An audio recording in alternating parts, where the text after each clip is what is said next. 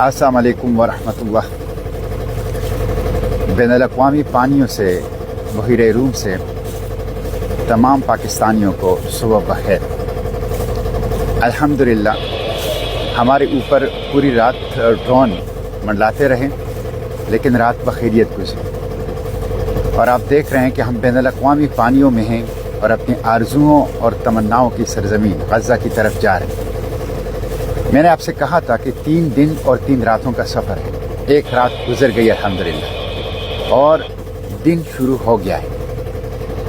और ये सफ़र आप 3 दिन और 3 रातें हमारे साथ रहें। इंशाअल्लाह गज़ा पहुँचेंगे, इस गैर इंसानी मुहासरे को तोड़ेंगे, इंसानी इमदाद पहुँचाएँगे, राहदारी कायम करेंगे, इस जेनोसाइड को रोकेंगे और इस जेनोसाइड के ज़िम्मेदारान सह्यूनी रेशिस्ट अपार्थाइड रिजीम के जो वार क्रिमिनल्स हैं उनको इंशाअल्लाह इंसाफ के कटहरे में खड़ा करेंगे।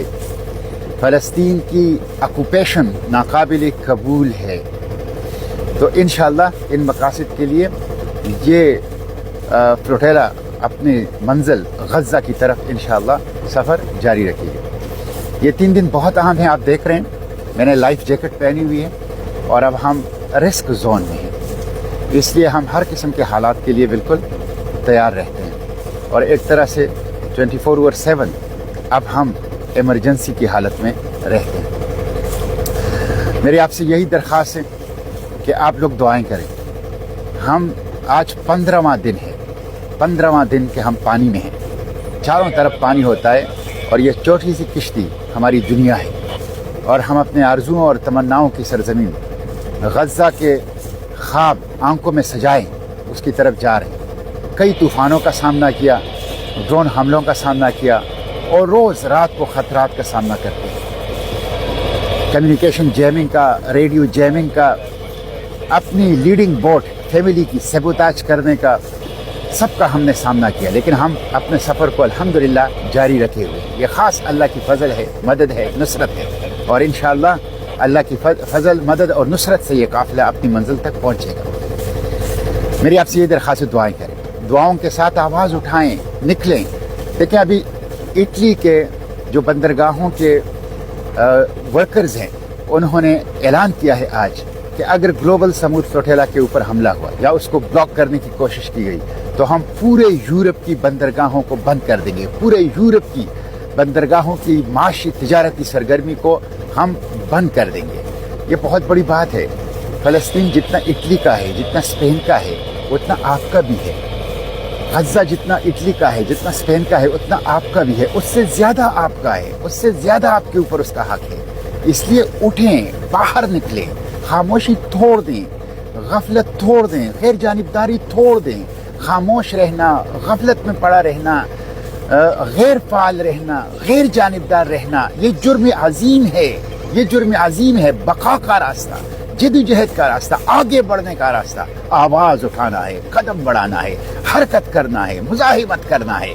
इसलिए आगे बढ़िए, दुआएं भी कीजिए, लेकिन हरकत, मुजाहिमत, जद्दोजहद, आवाज़ उठाना, कदम बढ़ाना, इसको भी अपना मंशूर बना लीजिए।